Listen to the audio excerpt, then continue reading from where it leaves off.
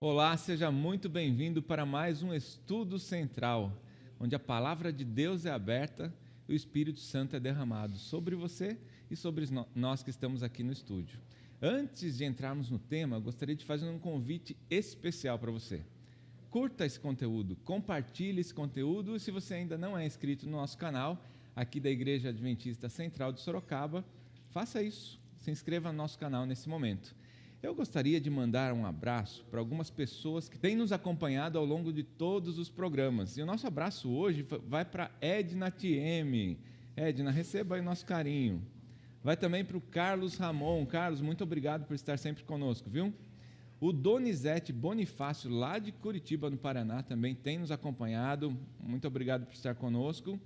O Josias José de Lima, lá do Recife, no Pernambuco, tem acompanhado também.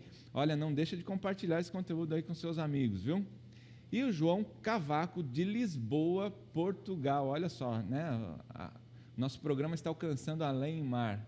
Né? Também, olha, não deixe, João, de compartilhar esse conteúdo aí, para que mais pessoas ao redor desse mundo receba a palavra de Deus, receba a salvação em Cristo Jesus. Amém? Olha, hoje nós estamos aqui recebendo pessoas especiais para participar conosco. Pastor João Ricardo Alama, vem lá do distrito de Araçoiaba da Serra. Pastor, seja muito bem-vindo. Obrigado de coração estar mais uma vez com vocês aqui. Nós que agradecemos, obrigado por estar conosco. Também estamos recebendo a Luciana Crepaldi, que é professora lá do Colégio Adventista de Sorocaba, é professora da Escola Sabatina aqui na Igreja Central de Sorocaba também, e também é minha esposa. Muito obrigado por estar conosco. Obrigada pelo convite, é um prazer estar aqui para estudarmos mais sobre a Palavra de Deus. O prazer é nosso, o prazer é meu. Eu convido a Luciana para fazer uma oração para nós nesse momento. Te agradecemos, Senhor, pelo privilégio de estudarmos a Tua Palavra e de estarmos aqui compartilhando as Tuas verdades também. Amém. Agradecemos pela Tua proteção e pedimos as Tuas bênçãos nos iluminando nesse momento, em nome de Jesus. Amém, Senhor. Amém. Amém. Muito bem. Vamos dar, então, início ao nosso estudo, lembrando que o tema central da nossa lição, né, desse trimestre, é missão de Deus, minha missão. E nós já chegamos na lição número 8, que tem como tema missão em favor dos necessitados. Olha, é um tema muito presente em nossa vida, né? Quantas pessoas necessitadas nós encontramos hoje, às vezes na nossa comunidade, na nossa cidade, no nosso país, a gente vê relatos, né? Mas a gente traz aí a opinião bíblica a respeito desse tema. E o verso para memorizar está lá em Mateus 25, verso 40, que diz o seguinte: o rei, respondendo, lhes dirá: em verdade lhes digo que sempre que o fizeram um desses meus pequeninos irmãos, foi a mim que o fizeram. Mas se a gente voltar um pouquinho, nos versos 35 e no verso 37, a gente contextualiza melhor esse texto aqui. Porque Jesus disse para eles, para os discípulos que estavam ali: tive fome e me destes de comer. Aí os discípulos: mas Senhor, quando foi que te vimos com fome e nós te demos de comer? E então Jesus responde, né, pastor? Responde: olha, toda vez que vocês fizeram um desses meus pequeninos irmãos, a mim vocês fizeram. Que exemplo para nós, né? Exemplo mais precioso do que este não existe, né? A própria vida de Cristo, ela em si foi um ato sempre de servir, né? Tanto é que ele mesmo disse: eu não vim para ser servido, mas para servir. E de fato, na prática, a gente viu isso, né? Eu até diria, Alex, que esta lição, no que diz respeito à questão de conteúdo, na questão teórica, ela não é difícil de se compreender. É uma lição fácil de ser assimilada. O difícil é colocar em prática, para fazer com que saiamos das nossas acomodações e situações de conforto e pratiquemos realmente esta atitude de estar nos ligando ao próximo, nos vivendo em torno da vida daqueles que necessitam e padecem. Esse é um desafio tremendo. E principalmente quando, então, voltando ao texto que você cita, a gente, quando está olhando para uma dessas pessoas, Jesus está olhando e dizendo: filho, você está olhando para ele como se você estivesse olhando para mim. Você está atendendo ele, independente se ele um dia, inclusive, vai estar comigo ou não, mas você está fazendo algo por ele para despertar nele o amor que eu tenho por você e por ele também. Então, é algo muito precioso viver este contexto de olharmos para o nosso próximo e vermos nele a presença do próprio Cristo ali sendo para ser atendida. Né? Amém, amém. E a lição traz um ponto muito importante e interessante para nós, que é o seguinte: Deus não precisa de auxílio. Deus não precisa de ajudantes, Deus não precisaria de nada. Né? Um piscar de olhos, um estalar de dedo, apenas o pensamento dele, as coisas aconteceriam. Mas ele nos dá a oportunidade de irmos e ajudarmos o próximo. Né? Isso é muito bonito. Quando nós partilhamos as bênçãos que recebemos, nós podemos vivenciar um pouquinho do que foi o ministério de Jesus aqui na Terra, né? Cuidando dos nossos irmãos, ajudando uns aos outros e partilhando o amor que Jesus demonstrou por nós e que nós podemos receber também. E quando você participa e divide, parece que isso se multiplica. Então, a bênção é para quem é ajudado, mas a bênção também é para quem ajuda, porque nós nos livramos do egoísmo, nós nos livramos do egocentrismo, né? Deixamos de pensar só nos nossos problemas e passamos a ver a necessidade do outro e a trabalhar em função do outro, e isso faz bem tanto para quem recebe a bênção, como para nós que estamos ali dividindo esse momento. Deus usa pessoas para nos ajudarem Sim, e nos usa para ajudarmos os outros também. Então, pastor. verdade é que Paulo citou o que Cristo disse: mais bem-aventurado é dar do que receber. Dar do que receber, exatamente. E a lição de domingo, para você que ainda não conhece a lição da Escola Sabatina, ela tem o tema central da semana e ela é separada por tópicos durante o dia, durante a semana, ao longo dos dias. Então, na lição de domingo, tem o tema de a fé dos amigos. Gostaria que vocês contextualizassem para a gente a questão do paralítico em Cafarnaum, né? Como é que foi essa situação? Os amigos queriam levar alguém até Jesus para ser curado, é isso mesmo? Quem poderia comentar para a gente? Nem sempre ajudar o próximo é uma coisa simples, né? Muitas vezes, você colaborar com uma quantia financeira, às vezes dá menos trabalho, né? Você ajuda, você dá uma quantia em dinheiro, mas não envolve comprometimento. Nesse caso aqui, a gente tem uma situação em que não foi necessário despesa financeira, mas foi necessário se dispor a ajudar. Os amigos do paralítico podiam ter chegado até ali, visto que o local estava cheio, que eles não teriam como entrar, voltado com ele para casa e simplesmente ter aberto mão daquela missão. Mas eles foram além, né? Eles foram pensar numa estratégia de como eles poderiam continuar, né, com aquele propósito de ajudar. Subiram no telhado, abriram, né, o telhado para que eles pudessem fazer com que o paralítico chegasse até Jesus, descendo ele pelo telhado. Então, a disposição, a disponibilidade em ajudar vai além de você ter um recurso. Às vezes, o seu tempo ou a sua dedicação valem mais do que uma ajuda financeira somente também, né? Ou seja, né, o ajudar é ação, é colocar em prática aquilo que a gente prega, né, aquilo que a gente estuda na palavra de Deus. E esses amigos fizeram justamente isso, né? Baseado, voltando no caso a Tiago, né, baseado na fé que produz obras, porque eles tiveram fé. E aí esta fé impulsionou a realizarem obras a ponto de subirem e descobrirem um telhado e fazê-lo descer para que pudesse chegar até onde estava a fonte da salvação, que era Cristo. E aí a gente vê um conjunto ali de fé, né? A gente vê a fé do próprio paralítico e a fé dos que o ajudaram. Foi uma somatória de força de fé que os levaram a essa ação tão bonita, né? Isso me faz pensar numa situação.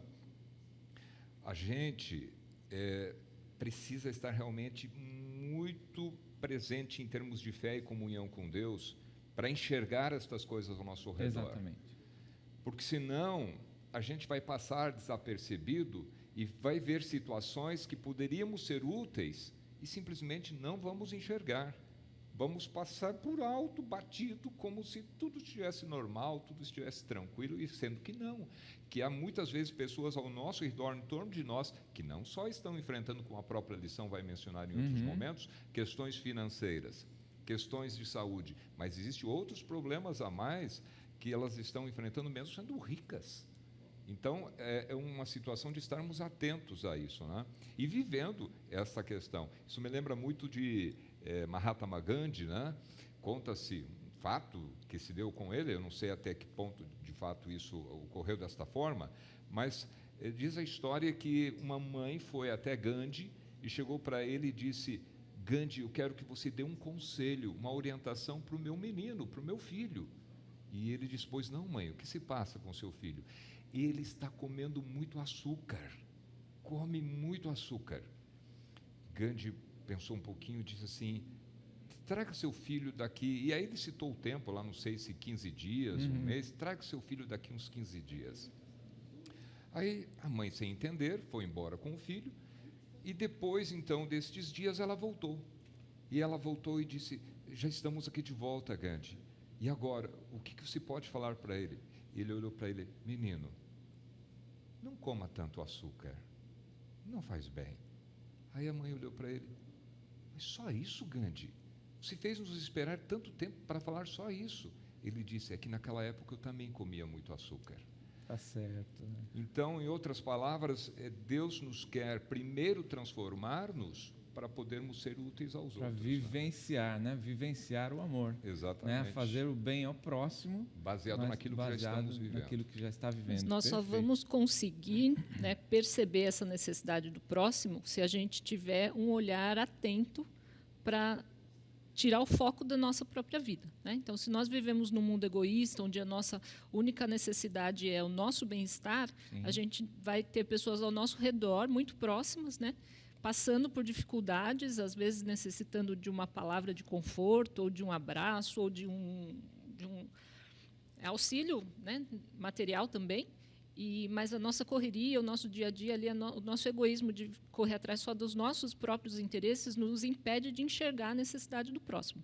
Então, quando a gente tira esse foco, esse olhar do eu, né, e a gente começa a olhar o próximo, a gente consegue enxergar as necessidades de cada um.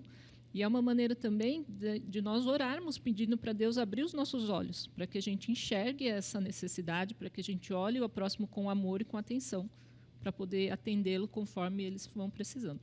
E esse comentário da Luciana, da Lu, vem muito ao encontro do que está ali na lição de segunda-feira. Né? A lição trouxe para a gente 5 etapas do método que Jesus usava para ministrar aos necessitados. O primeiro dele: devemos nos misturar com os desamparados. Né? Não olhar apenas à distância, né? Mas nos misturar, estar lá, passar tempo com eles, conhecê-los.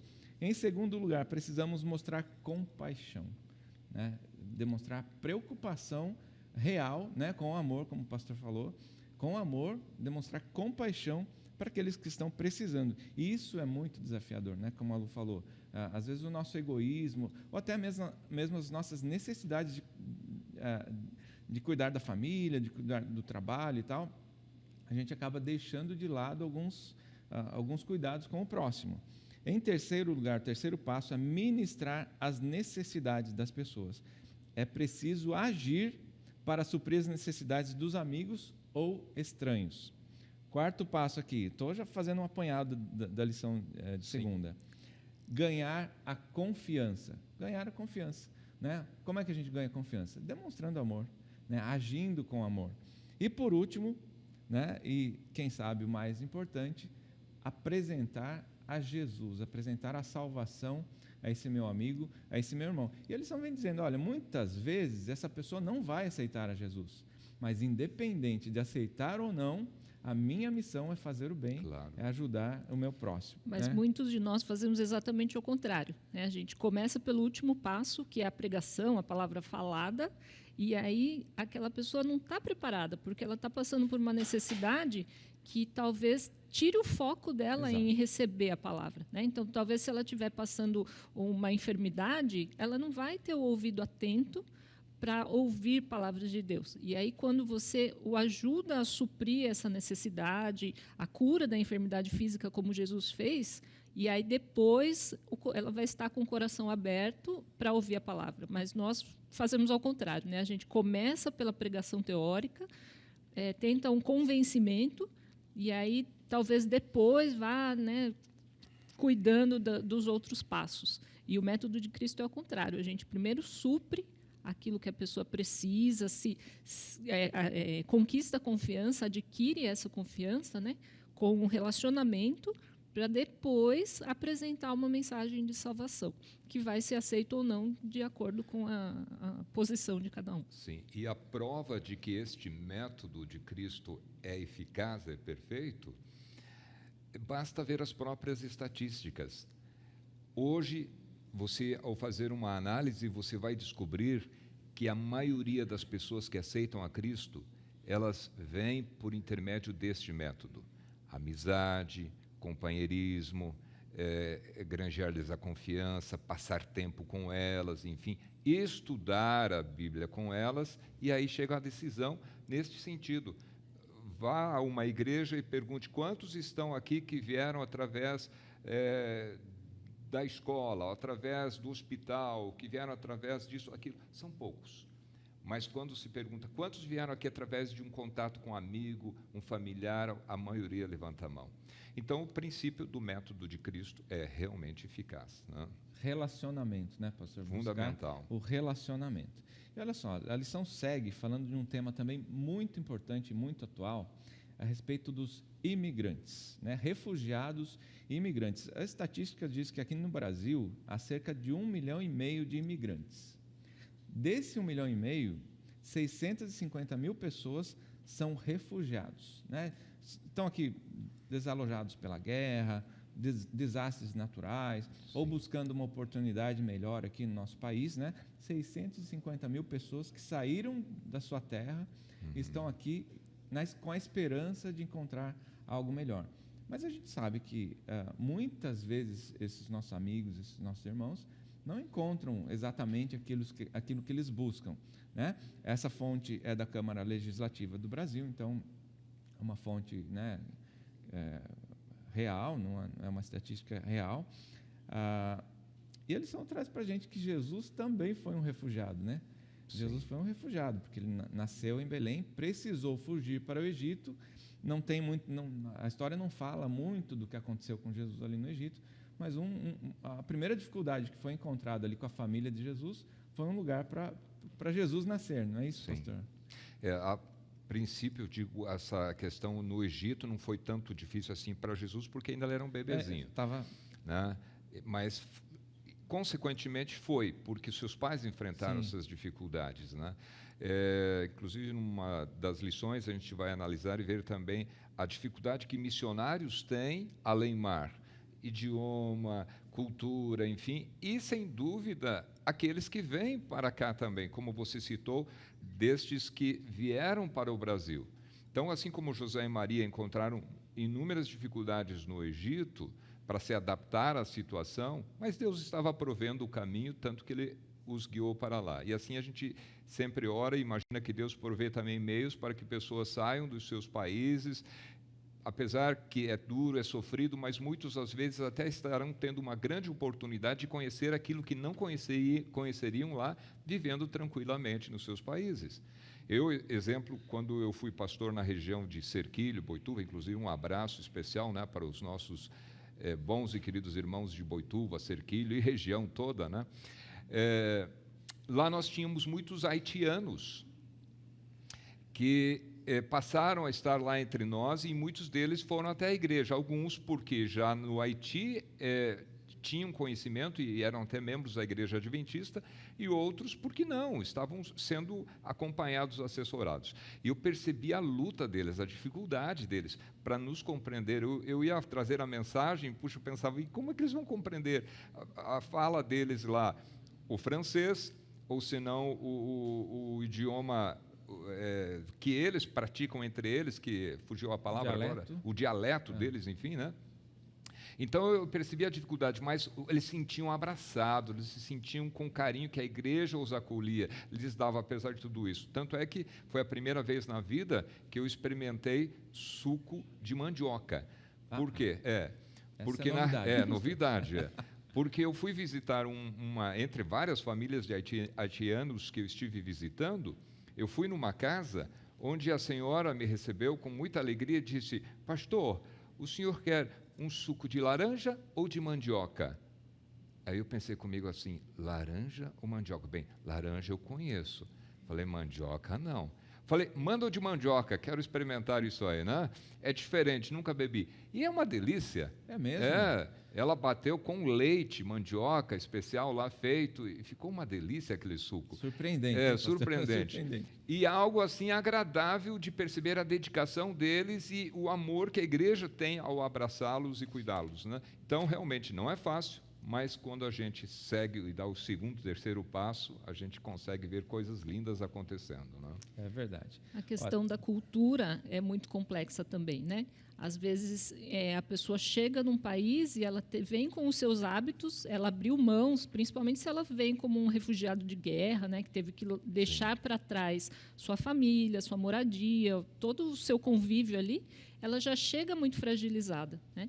E aí, quando você chega num outro país com uma cultura completamente diferente, onde as pessoas não estão preparadas para acolher, elas já estão ali num movimento de sofrimento. Então, quando a igreja se propõe, quando nós, como membros, abrimos os braços para acolher essas pessoas, a gente já quebra uma barreira muito grande de preconceitos e de discriminação que eles vivem no nosso país. Então, quando a gente pode estender a mão, ajudar com uma necessidade, ou com essa questão do alimento, né? Você servir um alimento, você receber um alimento de alguém, isso faz com que crie uma empatia, crie um movimento de acolhimento entre todos os irmãos, e aí a gente pode romper essa barreira do preconceito e trazer essa pessoa para mais próximo, para ela compartilhar realmente o amor de Jesus. E institucionalmente, não sei se você que está nos assistindo conhece, mas a Igreja Adventista dispõe de pelo menos 2 setores aqui na igreja. A ASA, que é a Ação Solidária Adventista, que busca auxiliar aqueles que estão mais próximos da comunidade, e também a ADRA, que é a Agência de Desenvolvimento e Recursos Assistenciais, que, aliás, em lugares onde muitas agências de solidariedade têm dificuldade de entrar, a ADRA, né, a Agência de Desenvolvimento Adventista, está ali presente para ajudar, para auxiliar, né? Então, se você tiver curiosidade, procura aí nos sites da Igreja Adventista, você vai conhecer um pouquinho melhor a respeito da ASA e da ADRA. Muito bem, ajudar aos feridos. Ajudar aos feridos é tão difícil, tão triste ver as pessoas sofrendo com doenças, com ferimentos, e não só, como o pastor já citou para a gente, né, não só os feridos fisicamente, mas os feridos emocionalmente, né? A Luciana é formada em psicologia, entende bem dessa questão das feridas emocionais que são causadas ao longo da vida também do ser humano, né? E na Bíblia a gente encontra amparo, mas na igreja, na membresia, a gente também encontra amparo.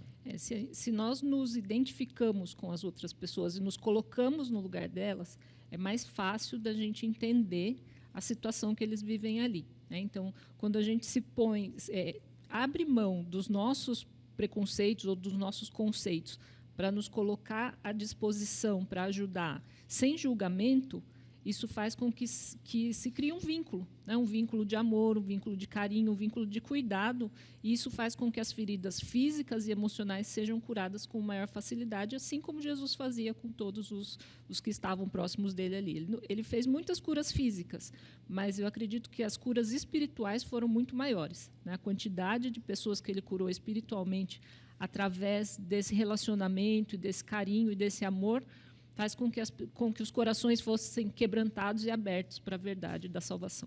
E prova disso é que a Bíblia diz que por onde Jesus passava, ele ia curando os doentes e perdoando os pecados. Ou seja, está perdoando os pecados, está curando as dores emocionais das pessoas, né? Especialmente naquela época de Jesus, que as pessoas, né, pastor, acreditavam que o pecado era de origem, ou melhor, a doença era uma consequência do pecado. Sim. Né? E quando Jesus curava, trazia a libertação daquele peso que as pessoas sentiam. Total. Por exemplo, a hanseníase, né, conhecida como lepra na época, era tida claramente como um pecado dos mais graves que acabou gerando esse tipo de situação. E tanto é que, claro, tinha um aspecto do contágio, né? Mas uma das questões cerimoniais era excluí-la e você fique separado e não entre em contato, porque além de você estar aí correndo o risco de passar, você é um pecador Sim. contumaz e precisa estar separado, né? Então, quando havia a cura, nossa, uma libertação total, né? Agora, nesse quesito aí que a Luciane comentou sobre a questão emocional, é bom sempre também frisar que a grande maioria dos problemas de ordem física tem como cunho o aspecto emocional. Exato, tem. Né? A própria escritora Ellen White descreve que a grande maioria, ela não sei se cita 90%, não lembro, posso falar agora com precisão, mas tem origem mental das doenças que se desencadeiam, enfim. Então, às vezes, a luta está em resolver o problema primeiro, não o periférico que está ali, mas o que gerou isso, né? Que está atrelado a uma questão emocional, enfim. E a gente precisa... Ontem, eu vou tomar rapidamente, né? Mas eu tive um momento assim impressionante. Minha esposa estava conversando com uma pessoa e eu lá, tipo assim, já querendo ir embora por causa do horário, enfim, tendo outras coisas para fazer em casa. E aí eu esperei um pouquinho, esperei mais um pouquinho, e a conversa foi. Aí daí um dado momento veio ela, e aí, vamos lá, vamos embora, tal, né? E aí depois ela terminou de conversar, veio para o carro e ela disse assim, você não percebeu, mas a pessoa com quem eu estava conversando estava chorando. Poxa. E ela estava necessitando da minha atenção naquele momento ali. Então, uau, eu falei, puxa vida, hein? A gente tem que estar bem atento a tudo que se passa ao nosso redor, né? Então, que Deus nos capacite, nos ilumine para termos sempre esta visão, né? Amém. Muitas vezes a gente vê alguém necessitado, alguém que vem nos contar algum problema. Ok, eu vou orar por você. Será que é só de oração que essa pessoa precisa? Você não está precisando de uma atenção, Sim. um carinho? Ser ouvido. A oração é evidente, né? É importante interceder, mas é importante também a ação. Né? Nosso tempo, infelizmente, acabou. Gostaria que vocês deixassem, primeiramente, primeiramente a Luciana, deixasse sua mensagem para a gente encerrar. Eu destaquei um texto aqui que eu queria que a gente lesse, só para finalizar esse contexto, né? O texto diz assim: homens e mulheres não estão cumprindo seus desígnios de Deus quando expressam afeição apenas pelos próprios membros do seu círculo familiar, ao passo que excluem de seu amor aqueles que poderiam confortar e abençoar ao aliviar as suas necessidades.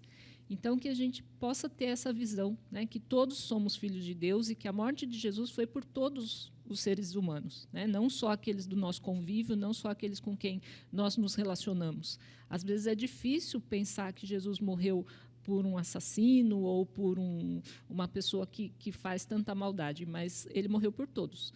Então, quando nós tivermos a oportunidade, nós devemos abrir o nosso leque, né, de auxílio e estender a mão a todos os filhos de Deus que são merecedores da graça de Jesus também. Amém. Pastor? Então, ao estar chegando aqui em Sorocaba, né, hoje, numa das principais avenidas, eu me deparei ali com um outdoor que está apresentando ali um senhor. E ele está com duas fotos, uma antes e outra depois. A primeira foto mostra ele com o cabelo todo, né, mal cuidado, barba por fazer, enfim. Quando a gente olha para aquela foto, a gente imagina, puxa, uma pessoa sofrida, uma pessoa que aparentemente aos olhos humanos não tem mais recurso, tá para viver aquele resto de vida que ela tem ali e se acabar por isso mesmo. E de repente, junto a outra foto, ele asseado, todo bem preparado ali, dizendo: este é um novo cidadão de Sorocaba, que foi alcançado e que houve uma mudança em sua vida. Então eu olho e percebo uma coisa: eu e você podemos fazer diferença muito na vida das pessoas que estão ao nosso redor. A gente pode olhar para elas e às vezes pensar, isso aí não tem mais recurso não. Para Deus, Deus é o Deus das causas impossíveis. Amém. E Ele realmente transforma pessoas, como a Luciane disse, até pessoas que viveram uma vida marginalizada, uma vida cheia de maldade, em pessoas que se tornam também amáveis, cristãos e dedicados. Por isso temos que contribuir grandemente nesta nossa missão sagrada. A missão de Deus é a nossa missão. Amém, amém. Como cristãos, nós somos chamados a sermos luz e a levarmos sabor, como o sal leva sabor para o alimento. Né? Que possamos seguir o exemplo de Jesus, de por onde ele passava, ele pregava e ajudava as pessoas. Pastor, por favor, faz uma oração para a gente encerrar. Precioso Deus, o que nós queremos neste momento, de coração, é lhe agradecer, porque o Senhor ama a todos os seres humanos. E ao nos amar e nos alcançar e nos transformar, queremos retribuir, ó Deus, esta dádiva especial, participando na reforma, na transformação de outras pessoas também. Amém. Portanto, estamos em Tuas mãos, nos colocando como servos Seus, para que sejamos úteis, atentos e tenhamos realmente um verdadeiro amor ao próximo, para que encontremos a alegria de ver pessoas transformadas para o Teu santo reino. Amém. Suplicamos estas bênçãos e as agradecemos no sagrado nome de Jesus Cristo. Amém. Amém. Até a próxima, até o próximo Estudo Central, que Deus te acompanhe.